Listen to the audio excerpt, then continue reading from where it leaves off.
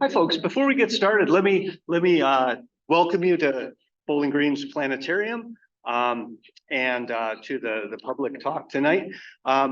Before we get going with that, I wanted to mention that for Eclipse Day on April 8th, we will be holding a watch party at the stadium. Hoping the weather will cooperate with us, but we're also going to have a large number of activities laid out that are related to activity or to the eclipse in terms of, well, some of the talks that we'll have in the speaker series will be there in the form of activities, some things about legends and myths about eclipses, some of the science of eclipses, music, lots and lots of music.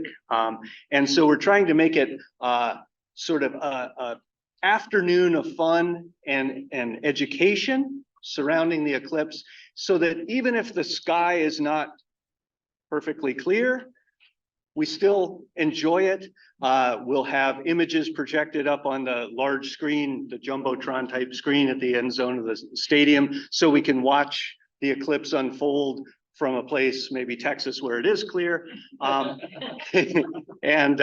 And we can enjoy the sky get dark, even if it's cloudy. But we will all cross our fingers and hope that the sky is clear and we get the proper show that we really would like to do. And so I wanted to thank the provost for supporting us in that activity and helping us bring that to the Bowling Green and Wood County and larger community. So why don't we get started with the talk tonight? I'd like to introduce Dr. Alan Rogel. He's one of the faculty in Physics and Astronomy department here at BGSU. He's been here for 18 years now. He hails from DeKalb, Illinois. He did his undergrad research in astronomy at Amherst College in Massachusetts, got a master's degree from the University of Iowa and a PhD from Indiana University. And his research interests are close binary stars. He's been interested in astronomy as long as he can recall. The interest runs deep in his family. His great aunt, Charlotte Moore Sitterly, was the astronomer who discovered that gold exists in the sun, along with some other elements. And she has an asteroid named after her. So, Alan, thank you very much for helping us understand about dragons and eclipses. Yes. So again, welcome to the lecture series. And as Dr. Layton said, I will be talking about some of the myths and legends and science of eclipses and eclipse predictions. But before we do that, I just wanted to ask you all a question. How many of you have actually seen a solar eclipse? Show of hands. And how many of you have seen a total solar eclipse? Yeah, less, not too surprising. And what was your general impression that you took away from seeing that event? Especially, if you saw a partial, that's fine, but especially if you saw a total, what was your impression of that?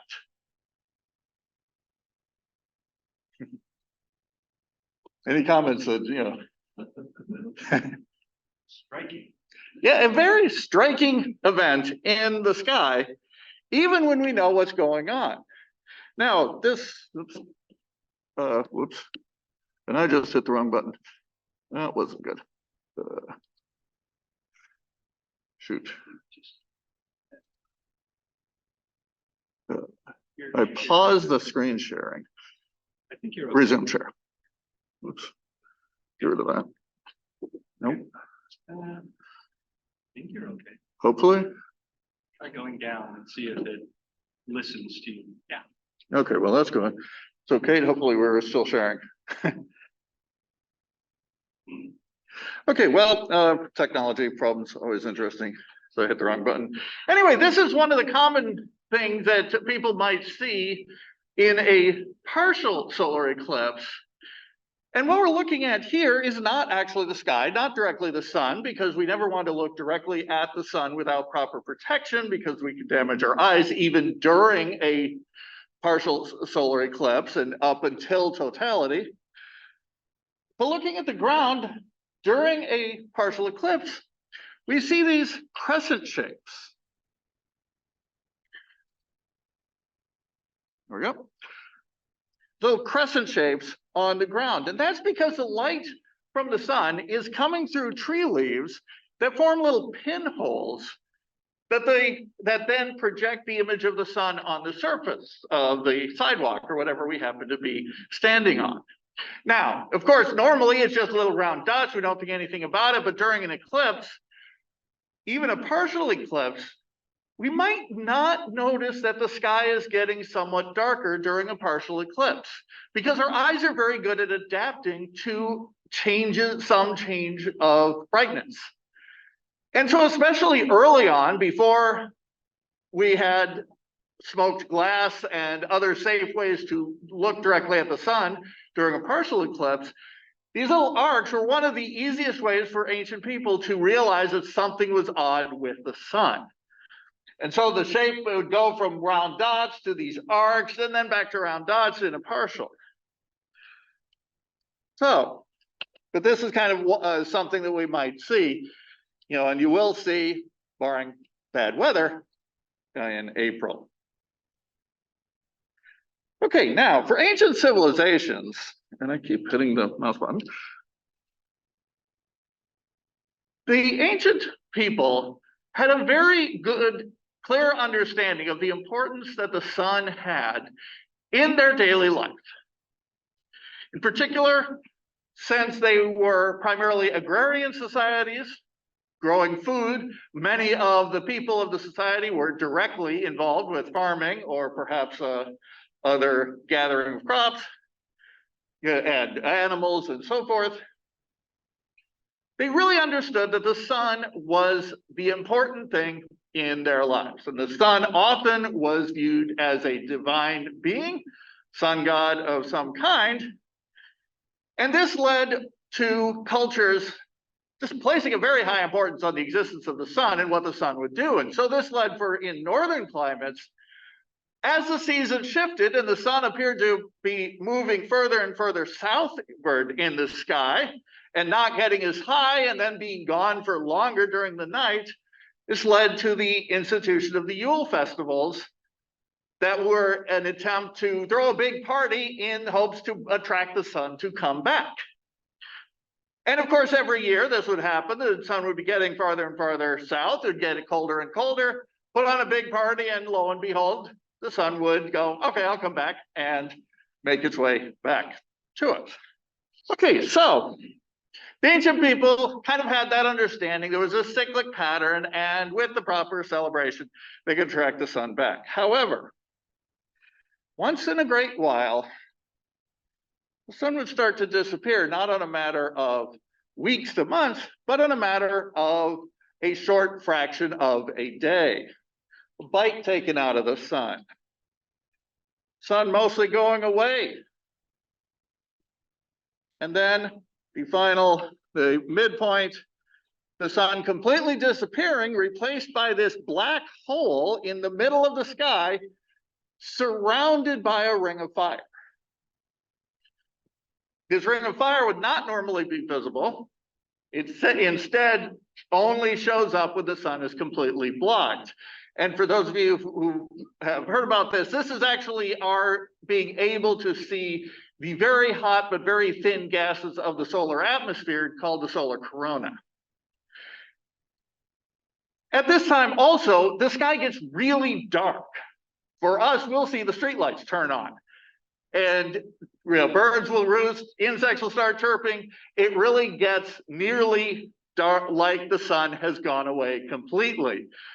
This corona is the only real source of light, and it gives us a kind of odd coloring. We're used to when it's at sunset, we get sort of a yellowish reddish light. Well, this is almost a white blue that will come from that, and it has to do with how hot it is. But so while it's getting darker, the light also is a little bit off. What light we have is a little bit off for what we're used to. And so all of this, given the importance that the sun played in ancient societies, this was terrifying. For most societies, this was a terrifying time when the sun appeared to be going away. Okay, so what did the ancient civilizations think was going on? Well, for most, as I said, this is a fearful omen of oncoming disasters at some level, from destruction of the ruling family to destruction of the entire world. And often this is based on an evil entity of some kind attempting to devour the sun or sun god itself. Some examples of this in a sec, but the typical technique that was developed was, since there was some entity coming along trying to eat the sun, it's like, okay, let's scare that entity away. Start yelling, screaming, banging drums, ringing gongs, some type of big noise to try to scare off the creature. And lo and behold, what do you know, it worked. So it became the standard response. But the concern was, if they didn't do it well enough, that the sun might not return, thus dooming society. Some examples of this, of course, for China, hence the intro slide. China, the idea was that a dragon was coming to eat the sun. And this was a signal of the end of the dynasty, potentially. Now, of course, the dynastic ruler would be saying, okay, well, I can maybe drive the dragon away, hopefully it'll work. And then as it went away, be like, oh, okay, we're all saved and I'm okay. The Norse have an interesting concept. There's the two wolves, Skoll and Hati, who are sons of the great wolf Fenrir. And these two wolves, Skoll and Hati, would chase the sun. Skoll would chase the sun, and Hati would chase the moon, and every now and then catch up and try to eat one or the other, leading to a solar eclipse if it was Skoll who caught up, or a lunar eclipse if Hati was the wolf that caught up. And the idea was, if both were able to catch up and eat their respective targets, then that would signal the end of the world and the beginning of the Ragnarok, war and destruction of society. Next up is an interesting one. It's the Hindu belief. And for the Hindus, they had a mythology that said that the demon Sparbanu had actually at one time stolen a potion of immortality from the gods and drank it, hence meaning the demon was now, unlike his brethren, immortal. Well, the gods were not too happy with this and beheaded the demon. Of course, the demon was immortal, so beheading him only separated the two parts into Rahu, the head, and Ketu, the body of the demon, and they were still able to go around and do things.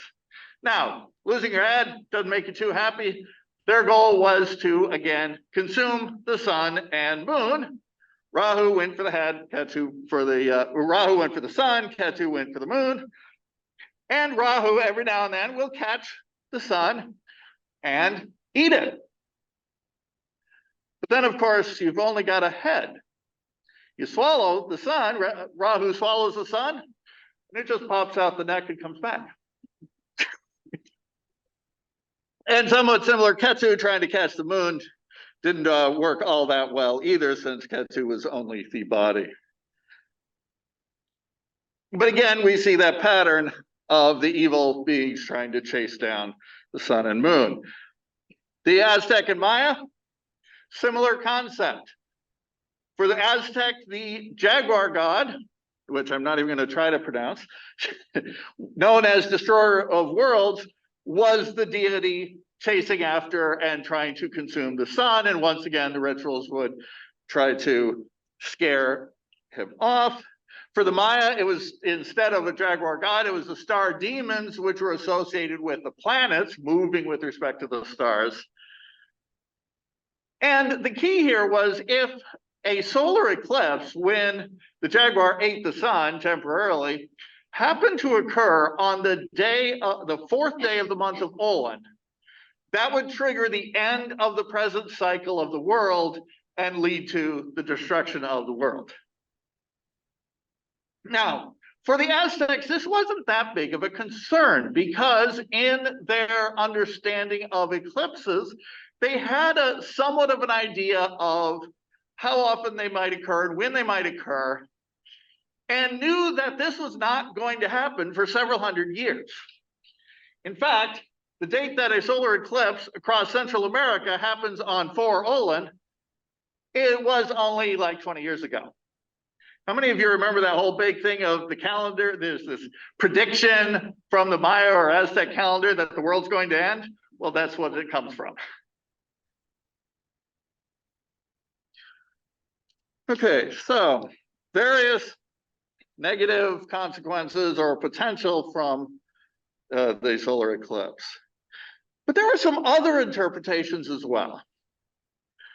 The Inuit in the far northern North America had the belief that instead of the sun being eaten by something or attempted to be eaten by something, instead the sun simply got sick and wasn't looking too good. Now, the Inuit didn't want to catch whatever it was, so they just go inside and hide until the sun healed up and returned to full glory a few hours later. And it always would, so nice for that. So they would just go, well, okay, the sun's having a bad day. The Ojibwe tribes in the Great Lakes region thought that the sun, like any given campfire, had just gone out, just burned out. And so their reaction, instead of hiding or banging drums or such, they get fire arrows and start shooting at the sun until eventually one of their warriors would actually launch an arrow high enough to get to the sun and reignite it and bring it back, which eventually always one of them would. So not quite as devastating in terms of a bad omen as some of the other civilizations, but again, requiring some human intervention to fix the problem. There are some cultures, on the other hand, that don't take the occurrence of a solar eclipse or a lunar eclipse as a negative omen. The Celtic people actually understood that eclipses always happened when the sun and moon aligned. Whether it was a solar eclipse or a lunar eclipse, it's just, well, the two are aligned. And for a solar eclipse, this was viewed as opening a gateway to the spiritual realm. And so a good time to communicate with the spirits, because this gateway was now completely open. And so talking to the spirits was easy at that time. For the Navajo, the solar eclipse is viewed as a cyclic event. They have a much more cyclic view of time than we do. And so this is simply the death and rebirth of the sun. So this is a very solemn time for the Navajo. And even today, when we can predict when eclipses will take place, they will know when it's coming. And then, like in October, this past October, the Navajo, as the annular eclipse trek went across the Navajo reservation, they all went into their homes and meditated and prayed during this time of rebirth of the sun. And then the Pacific Islanders, this was an interesting group, which I'm not even going to try to pronounce because, again, a little beyond me. Solar eclipse was basically viewed as a signal from the gods to just shape up, quit arguing with each other, work out your differences, and get back to being peaceful people. So it's kind of a knock on the head, like, hey, you shape up. So we got these various different interpretations, a lot of them viewed as kind of evil omens, but not always. But almost all the civilizations really had no idea that the solar eclipses in particular happened in a periodic, predictable fashion. Instead, for thousands of years, there were just random events that happened, and the people would react as their culture prescribed. But why weren't they able to figure out the periodic nature and predictable nature that we now well understand? Well, that has to do with how eclipses happen. On the left here, we have a graphic demonstrating the eclipse track for this April's eclipse. and the shadow that the moon will cast on the Earth. And you can see it's just a relatively small region. And again, remember what I said about our eyes adapting to light levels. If you're not near the center of the track, your eyes might not even notice. You might not even realize that a partial eclipse is taking place. So to really realize, you have to be fairly close to the center of the eclipse track. And here's the eclipse track going across the US. A lot of the US does not get the total solar eclipse. They might see the crescents on the ground or might see the bite taken out, but they'll not get that total effect of the black spot surrounded by the fire halo. And so the solar eclipse is not visible from everywhere. People in South America, a tribal group in the Amazon, would not know that this eclipse happened. So in trying to record periodic events that you don't see a lot of them, well, that's a little problematic to record a periodic event if you're missing most of them. So to get the eclipse and try to understand what drives the periodic nature of eclipses, we have to look back at how an eclipse happens. And so for a solar eclipse, here we have the moon, the sun is here. Note this is way out of scale. The distances between the objects are much larger than shown here. And the sun is also much larger than shown here. And the moon is too big also. So relative size and distance is not to scale. But it gives a general idea that the sun, being an extended source of light, is casting a shadow. And the shadow is two parts. One is this cone here. This is the kind of important part. This is where the entire surface of the sun is blocked from view. The rest of the shadow is where only part of the sun is blocked. And so if we're in the partial, where part of the sun is blocked, then we see the partial solar eclipse. But it's only if we happen to be in the central cone that we'll see that full shadow and the full effect of the total solar eclipse. Now, interestingly, the Earth is not always at the same distance from the moon and the Earth. They change their distance from each other. It's actually the moon's orbit carries it a little farther away, a little bit closer. And at times, when the alignment here of sun, moon, and Earth, they have to be in an exact line, new moon phase only, sometimes the moon is a little further away.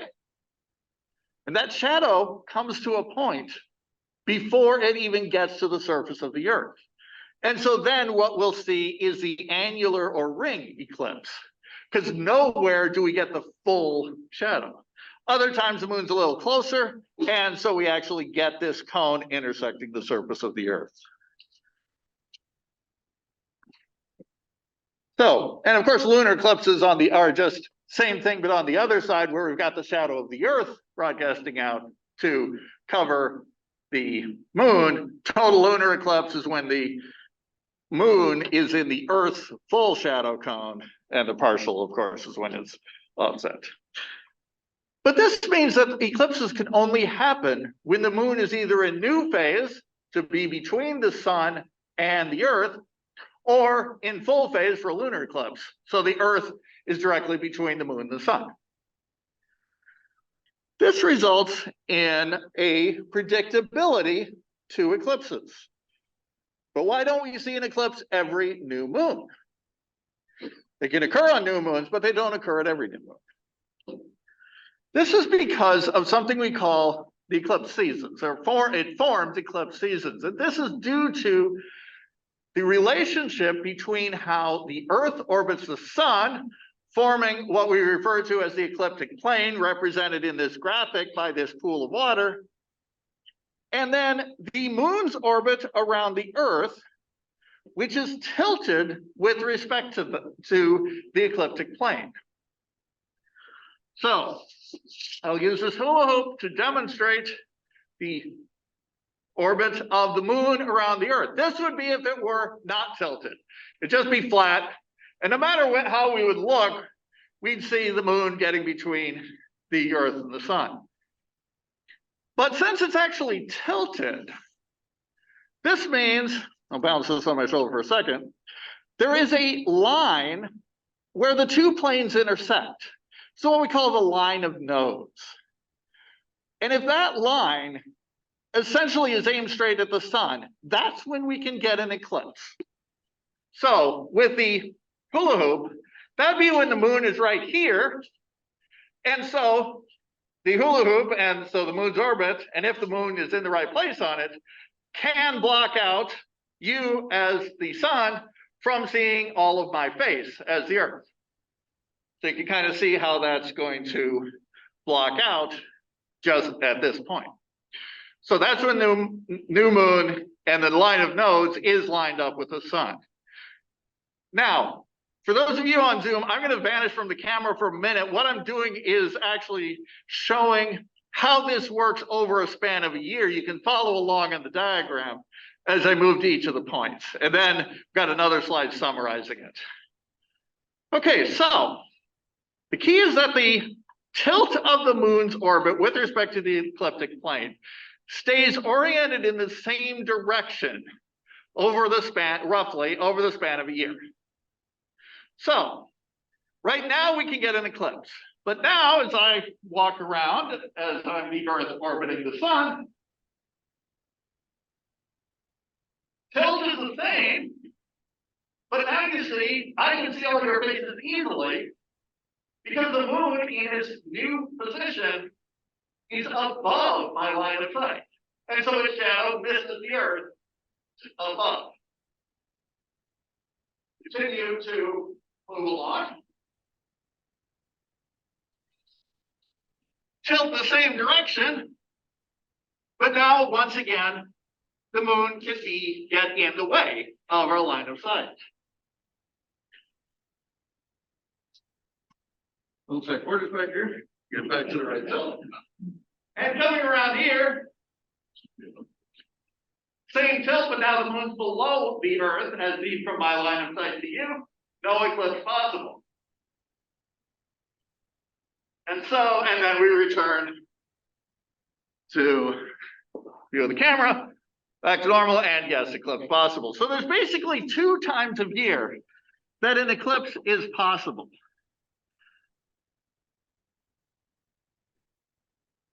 So this is, especially for those on Zoom, what we were saying, if with that tilt, if the tilt puts the line of nodes not pointing towards the sun, but instead sideways, we're not going to get that eclipse because the new moon shadow just flat out misses the Earth. And then, but then if we are in alignment, the new moon shadow is going to be able to. So that's why we don't get eclipses every new moon. It's simply because of the tilt of the moon's orbit with respect to the Earth's orbit around the sun. Now, a fun thing to look at is all nice diagrams here, but what does this actually look like from space? Let's imagine that we're somewhere out on or near the Earth-Sun line. Let's see what this looks like. On the left is actual pictures taken by the Discover spacecraft, which is 1 million miles closer to the sun than the Earth is, and a little bit, it's not quite an exact line, it's a little bit off, varies a bit, but it's got a camera facing the Earth taking pictures to monitor the amount of light reflecting off the Earth and a few other things. And during the March 9th, 2016 eclipse, it took several pictures, and that's what we're seeing here. Again, you notice kind of the relative size of the dark spot with respect to the entire surface of the Earth, indicating how small a region is really going to see this. And then here on the right is actually a series of photographs, again from the Discover spacecraft, of the moon as it was moving between the Discover spacecraft and the Earth. Again, this is oriented almost towards the sun, so the reason that the moon looks so smooth is because we're effectively at high noon and not seeing shadows cast by the terrain on the moon. Now, one slight correction to popular internet information. During this transit, there was no eclipse. because at the time these pictures were taken, the spacecraft was several degrees off of the direct Earth-Sun line. And so it just happened that the moon got between the two. And so therefore we got the nice pictures, but it's not casting an eclipse at this time, despite what I've found multiple different websites claiming. But it's a cool picture nonetheless, seeing how that would look like from out in space. So now we see, we're not going to see all the eclipses. We're not going to, it's only a couple times a year that we're in the right configuration to get eclipses, but that lends itself to, some possibility of a periodic nature. So what were ancient civilizations able to do? Some of them actually were able to get it. The first prediction on record, recorded by Herodotus, the Greek historian, had to do with a war that took place between the Lydians and Medes, two city-states of Greece. Started around 590 BCE, carried on for 5 years, and then as they were getting ready for yet another battle, some of these wars took forever, a solar eclipse took place, and the two sides were so terrified because even the Greeks had this idea that a solar eclipse, they didn't fully understand them. And in popular culture in Greek time, that signified that the king was going to be, had displeased the gods and therefore was going to be struck down. And so this was kind of a terrifying thing, even for the Greeks, who did later get some understanding of what was going on. So they're like, well, the gods are upset at us, so we're going to stop this war, lay down their arms, call a truce, and settle the war. The philosopher Thales of Miletus is said to have predicted this eclipse. However, there's definitely some dispute on that because in Herodotus' writings, it looks like Thales predicted that an eclipse would happen sometime that year, which is pretty vague, given that even on the eclipse seasons, there's only 2 times a year. And so you could say, well, either in one of these 2 months it could occur. And so it's unlikely that he actually had the skills and information to accurately predict the eclipse. Instead, it's possible that he just got lucky. He might have been thinking of an eclipse that was to come the next year, and it was like, oh, year off, close enough, I got it. Or it was potentially due to a temporary, random, quasi-periodic pattern in local solar eclipses that had been happening for the last half century in that area. Because even in a completely random stream of numbers, you will occasionally get periodic sequences. And so maybe there seems to have been a semi-periodic set of eclipses taking place that he might have just glommed onto and gotten lucky. So while this is the first recorded prediction of an eclipse, a solar eclipse, it probably didn't actually happen that way. Now, who could predict eclipses? Eclipse predictions, early eclipse predictions, are all founded around what's called the Saros cycle. The Saros cycle is a pattern of recurrence of eclipses that's determined simply by keeping really good records. Long-term record keeping of eclipses, not just over a year, 5 years, 10 years. We're talking probably a couple hundred years before you've got enough data to really untangle what's going on and uncover the so-called Saros cycle. It was discovered by Chaldean astronomers. This would be the second incarnation of the Babylonian Empire. The Chaldean Empire lasted from 620 BCE to 539 BCE, but presumably had records from the earlier Babylonian astronomers as well. So the civilizations stood for long enough to get enough data to start to unravel the true patterns. This work by the Chaldean astronomers was in fact known to the later Greek astronomers, Hipparchus and Ptolemy. helping them understand the cyclic nature of these eclipses. Chinese astronomers also independently, as far as we can tell, recognize these patterns and use them for predictions as well. Now, so what is a Saros cycle? As we just explored, the eclipses are only possible when that line of nodes, that intersection between the moon's orbital plane and the Earth's orbital plane around the sun, goes through the sun. So when the new moon can be right between the Earth and the sun. But of course, you also have to have the moon there and not over in first quarter phase or something. So you have to have both the Earth in the right place in its orbit around the sun and the moon in the right place in its orbit around the Earth. And the combination of those two leads to this periodic pattern every 223 lunar orbits. That's approximately equal to 18 years. It's actually 18 years, 11 days, and 8 hours.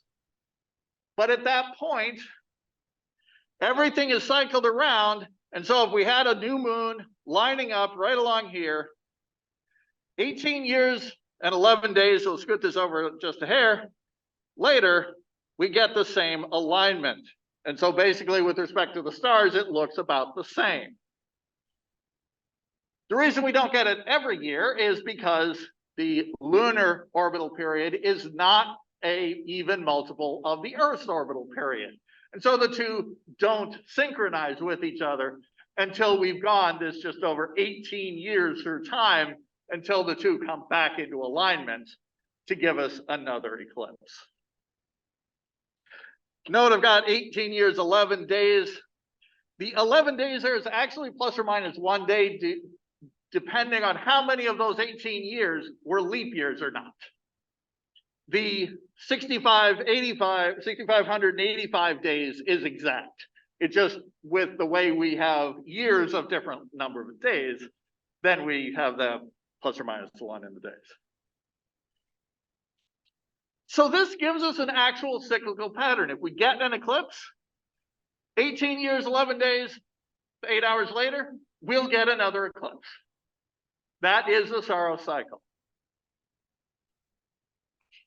Now, what does this look like?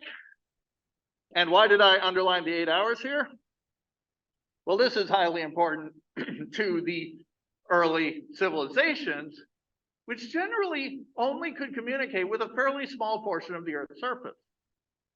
The fact that the Saros cycle has that 8 hours tacked on means that if we look at a sequence of eclipses, like here's the 2024 April 8 eclipse, its prior Saros cycle eclipse was on March 29, 2006 in Africa, Europe, and into Asia. So our civilization here in the North America, not going to see it. So back up another one to 1988, March 18th. That was over in the Pacific. Again, we're not going to see it. We have to go back 3 Saros cycles. So get that 8 hour to add up. So to get the Earth to rotate back into the proper position for the US to be facing the new moon, to be facing the sun, to actually see the eclipse. And so I don't know if any of you were alive and or saw, I know some of you were alive, in 1970, March 7th, to see this eclipse chasing right along the East Coast. But that would have been the preceding one visible from North America. That was from this Saros cycle. So every eclipse that happens, 18 years, 11 days, plus or minus, and 8 hours, so a third of the way around the Earth, you'll get another eclipse. But you're not going to see it again until you get 3 of those cycles. So 54 years and a month. So yeah, they don't come back around very often. Now, due to the fact that the moon's orbit around the Earth is not actually stable, it wobbles with respect to the Earth motion around the sun. And so at the same time of year, sometimes it'll look like this, sometimes it'll look like this, sometimes like that. It precesses around the Earth. And so that wobble changes when eclipses can happen. And so this leads to multiple serocycles of eclipses all taking place at the same time. So we've got the 2024 eclipse and its Saros pairs, but we've got to also have other pairings. This one, which was December 4th, 2021, pairs up with December 18th, or sorry, 6th, I can't read it, 15th, 2039. That's a Saros pair. None of the other eclipses seen here are actual Saros pairs. They're all different eclipses taking place at different precessions of the moon's orbit around the Earth, when it happens that that line of nodes has precessed to give us a different new moon being able to cause the eclipse. And so we get a lot of different eclipse tracks. So if you've got a good budget, you can actually see a lot of solar eclipses in a fairly short span of time. You just have to fly to the right place. In fact, solar eclipses and lunar eclipses are equally as common. It's just that the solar eclipse is only viewed from a small portion of the Earth, whereas a lunar eclipse, the entire night side of the planet can see when the moon enters the Earth's shadow. And so it's much more likely to see a lunar eclipse from any given location. You know, we'd see half of the lunar eclipses, but only one of the solar eclipses over this span of time.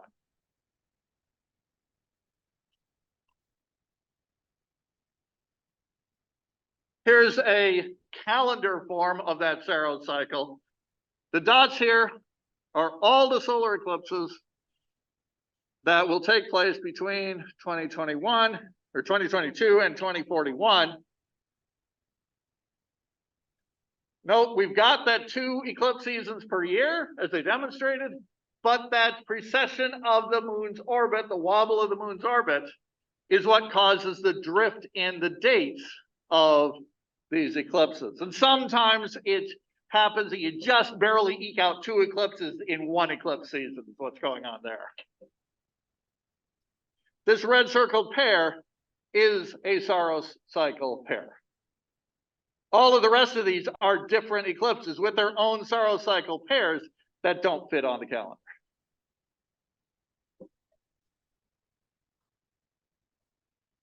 So certain of the ancient civilizations, Babylonian, Chinese, or the Chaldean and the Chinese, were able to recognize, they got enough data that even though they were missing a lot of eclipses, even with incomplete data, they were able to tease out the pattern.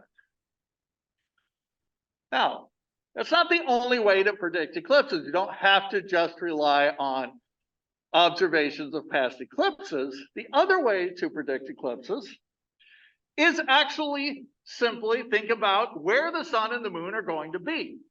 So imagine having a star map and then mapping out the positions of the stars over time, or not the stars, the sun and the moon over time.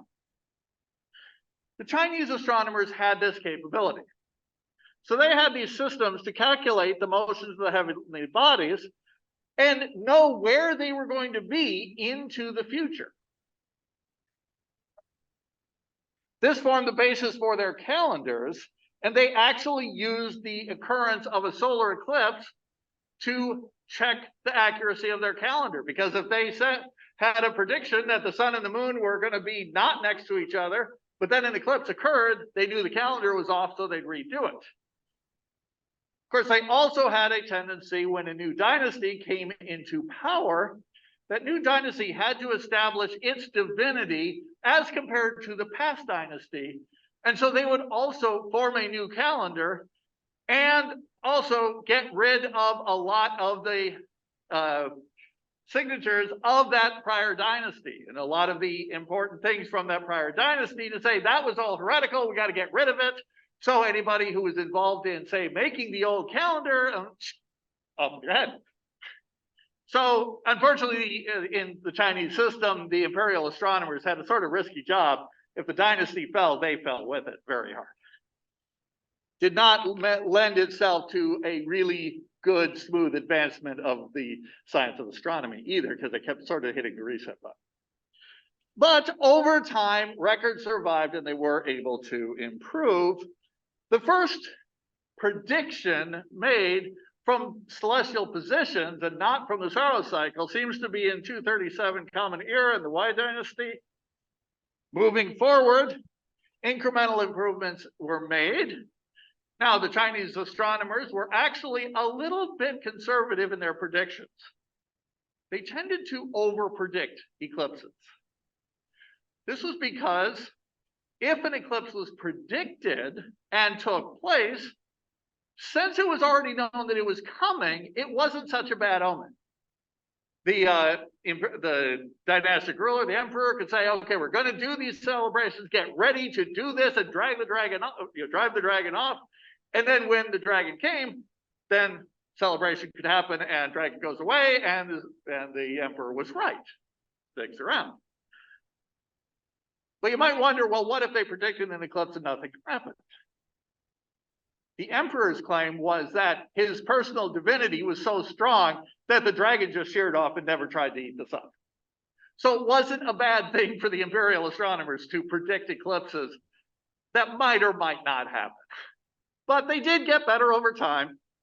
And by circa 1300 Common Era, their predictions were good, not just to the day, but to the half hour, which was about the limit of their timekeeping accuracy. So this was a sort of fundamental limit. That was as good as their clocks could read on what time it was. So it's hard to make a prediction better than your clock is accurate. So they were able to predict eclipses from the celestial positions. The Maya civilization also may well have been able to predict eclipses in this way, forming that basis for the calendar, saying, well, we don't have to worry about the eclipse on that 1 month, and the Aztecs adopted it from the Maya for several hundred years, so we don't have to worry about it. Okay, so how this works, they said, well, here we have stars in the sky, here's the moon moving across that, and all of this could be developed and mapped out simply by measuring the angles between the objects. Take a star here, take another star there, just measure the angle, and we know that this star has to be somewhere in this circle with respect to that star. But then we get another star and measure the angle, we draw another circle, those two are going to intersect in one place, and so then you can start mapping out star to star and get your star map simply by measuring angles between all the stars. And since during the night, you can see stars and you can see the moon, we can do the same thing for the moon and just measure the position of the moon with respect to the brighter stars. And without the light pollution we have, you can see a lot more stars, so it's a lot easier to do back in early times, and map out the position of the moon over time. And then based on what it's done, predict into the future what it's going to do.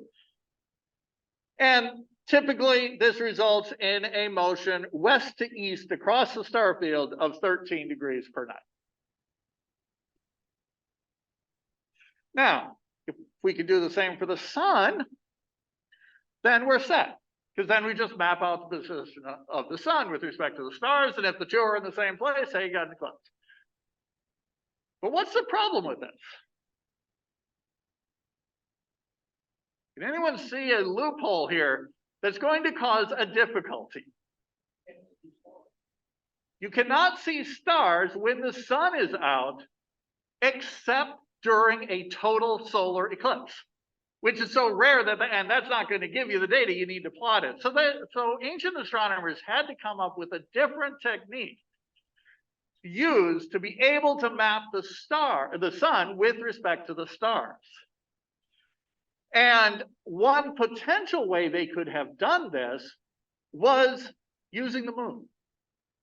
Because imagine, about sunset. Can you see the moon in the sky at sunset? Yeah, you can see the moon in the sky.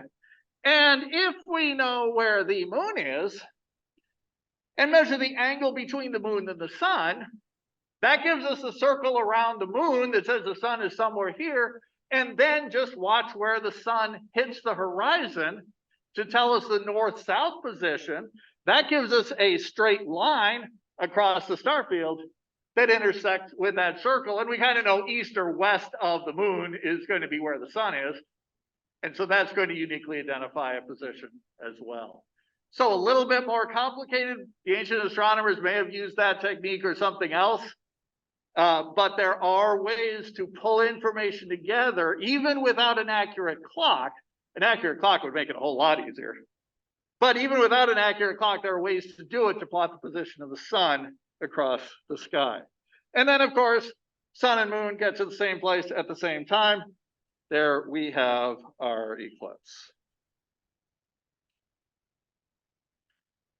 So this is the type of system that was used by the Chinese, potentially the Maya, to be more predictive. Instead of just working with the Saros cycle, they were just able to use where the star, sun, and moon were going to be to predict their eclipses. Now, today, we can predict eclipses out hundreds of years. We know exactly when eclipses are going to happen in the year 3000 Common Era. And this is based kind of on that idea, but it's based on much more complex computer simulations and modeling that, in essence, are ultimately driving at the same thing. Is the Earth and sun and moon going to be lined up with the sun at this time? But what we need, the inputs, are a lot more. Not just this plotting the moon's position and the sun's position in the sky, but we use the orbital parameters for the moon, the fact that it's not a purely circular orbit, the tilt, orbital parameters for the Earth around the sun, same complexities. An interesting aspect, the moon is actually receding from the Earth at a rate of about 4 centimeters per year, which in 500 to 600 million years is going to result in there no longer being total solar eclipses. They'll all be annular, because that point won't reach the Earth even at the closest alignment. And then tugs on the orbits by Jupiter and other planets. These are the inputs to just see if an eclipse is going to happen at all. And then for figuring out whether it's going to happen at a specific spot, we have to include the rotation of the Earth and the fact that the rotation rate of the Earth is not a constant. It too changes due to tidal effects, and that's an interaction with the moon's recession and the Earth slowing down its rotation are linked together. But large-scale earthquakes can measurably change the rotation rate of the Earth on a microsecond per year or century scale, but we can measure it. Latitude, longitude, and even altitude of the observer, precession and nutation is a couple of different types of wobbles of the Earth's rotation axis. I mean, if you really try to drive it out far enough, you have to worry about plate tectonics and the motion of where your city is, a million years from now compared to where it is now. That can shift. So there's a lot of different inputs, but the net effect is that we can do that very accurately for a long period of time. Eventually, the uncertainties do start to build up, and we no longer try to predict eclipses to within the second. We might say to the minute or so, but still, we can go on into the future. And so for over the next 10 years, here's a few of the major eclipses. This is 2024. Again, start booking your flights now if you want to go see some of these other ones over the next 10 years. But in Northwest Ohio, if you want to see another one here in Northwest Ohio, I hope you live a long time. The next eclipse, total solar eclipse visible in Northwest Ohio is September 14th, 2099. So I don't know if I'll make it to see that one. Here's total eclipse paths across the US. So if you're doing some travel plans, the gray one or the brown ones have already happened. The gray ones are to come. So, 2052 here, 2079, 2045 is the next major one. So just south of Denver, you go down into, Arkansas, Mississippi, Alabama, Florida. But, make your travel plans early. And then, so lots of different potentials, but any given place, we're not seeing one until for a very long time. So any questions? And this was the partial solar eclipse viewing event here on campus back in 2017. So any questions that anyone might have? Yes. Yeah, since the sun rises in the east, the eclipse is happening earlier in the west. Okay, because is the sun more intense at one point during the eclipse across the United States? Okay. Because sun's over here, Earth's turning that way, the moon's turning away. So is the sun more intense? Or does it lose intensity as you go across the United States? It happens really pretty fast. The total time, if I can jump back to this. I think the total elapsed time to cross this whole track is what, 10, 20 minutes? A little longer, hour maybe? Okay. So there might be a little bit, and actually that sort of change is why some of these tracks, let's see if I can find a good one. Not really on here, but so I'd have to go flying back. This one you can actually see a little bit. The width of the shadow changes, and that's actually due to where you've got the moon, but then the Earth, and the shadow is hitting kind of the top edge of the Earth, but then as it's coming down, it's hitting the moon, or hitting the Earth a little bit closer to the moon, so you got more of that shadow cone intersecting the Earth. So that's the major effect that you get for that the track moving across the planet, is that you get widening or narrowing of the track.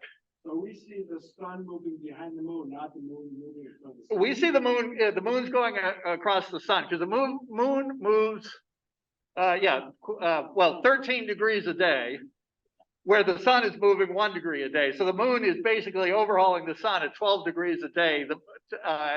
Just for reference, the full moon is half a degree across. So per day, the moon is moving with respect to the sun 24 full moon widths. So yeah, the moon crosses the sun. For telescope tracking, yes, we have to follow the sun to watch this, but yeah. Okay, other questions? Anything from Zoom, Kate?